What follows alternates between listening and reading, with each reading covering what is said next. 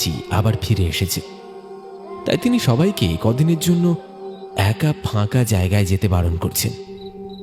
খুড়োর সতর্কবার্তা শেষ হতেই এক অজানা শীতল হাওয়া যেন সবাইকে ছুঁয়ে গেল। হাড়িভাঙা নদীর তীরে অবস্থিত ছোট্ট গ্রামটির নাম বেলডাঙ্গা। আধুনিক শিক্ষা বা সভ্যতার ছোঁয়া এই গ্রামটিকে এখনো সেভাবে স্পর্শ করেনি, বরং এখানকার আনাচে কানাচে এখনো কুসংস্কার, ভূত, প্রেত এসব আষ্টে পৃষ্ঠে জড়িয়ে আছে। গ্রামের সাধারণ চাষাভুষো মানুষজন দিনের শেষে কোথাও কোথাও জড়ো হয়ে আগুন পোহায়, কেউ বা মাচায় বসে গল্পগুজব করে দিন কাটায়। এই মুহূর্তে হারু, বাবলু এরা সহ সবাই একে অপরের মুখ চাওয়াচাবি করছে। তাদের চোখে মুখে এখন স্পষ্ট আতঙ্ক আর ভয়। সামনে জ্বলতে থাকা কাঠের আগুনটাও যেন ধিক ধিক করে নিভে আসছে, তার তেজ কমে আসছে ধীরে ধীরে। ভয়াল পরিবেশ আর খুড়োর সতর্কতার জেরে আড্ডা ভেঙে সবাই এবার যে যার ঘরের দিকে পা বাড়ালো।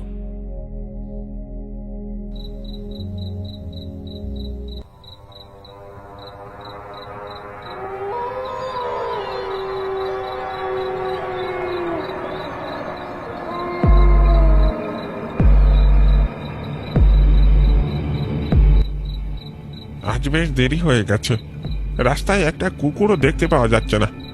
সবকিছু কেমন যেন অদ্ভুত। পাকা রাস্তার ধারে গেলে সময় বেশি যাবে।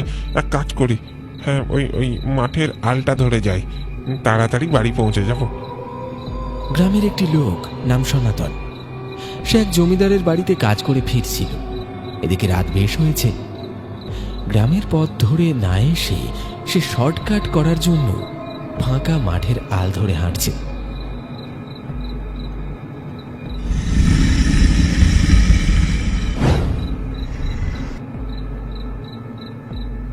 এদিকে কুয়াশার কারণে লণ্ঠনের আলো বেশি দূর পৌঁছচ্ছে না।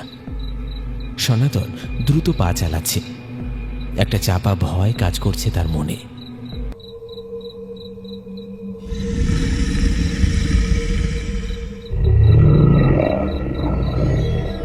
কি ব্যাপার? পিছন থেকে কিসের একটা গুঙানির শব্দ আসছে? এই পাগলা শিয়াল কুকুরটা কি কামড়ে দিলে ঝামেলার শেষ নেই।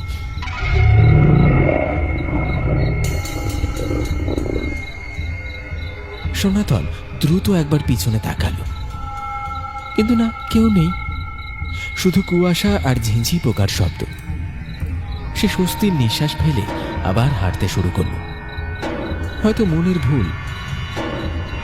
সে অনুভব করল তার পিছু নেওয়া পায়ের শব্দটা আরো কাছে চলে এসেছে। আবার ভয়ে ভয়ে পিছনে ফিরে তাকালো সনাতন।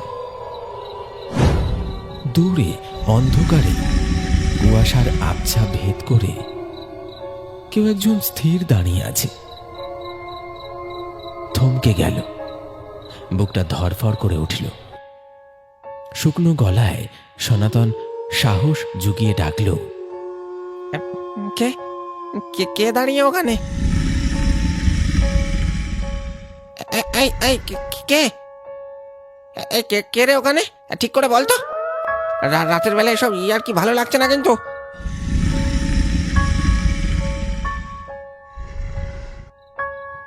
চুপ কেন? ব্যাপারটা মোটেও ভালো লাগছে না। এইখান থেকে পালিয়ে যাই, ওটাই ভালো হবে। সনাতন আর এক মুহূর্ত অপেক্ষা করল না। তার বুঝতে বাকি নেই যে এই নির্জন মাঠে এই গভীর রাতে দাঁড়িয়ে থাকা মূর্তিটি স্বাভাবিক কোনো মানুষ নয়। সে চিৎকার করে দৌড় দিতে যাবে, ঠিক তখনই সেই পৈশাচিক ছায়া এসে সনাতনকে চেপে ধরল। সনাতনের প্রতিরোধের কোনো সুযোগই ছিল না, শুধু একটি তীক্ষ্ণ আর্তনাদ যা ঘন কুয়াশায় মিশে গেল। আর তারপরে সব শান্ত।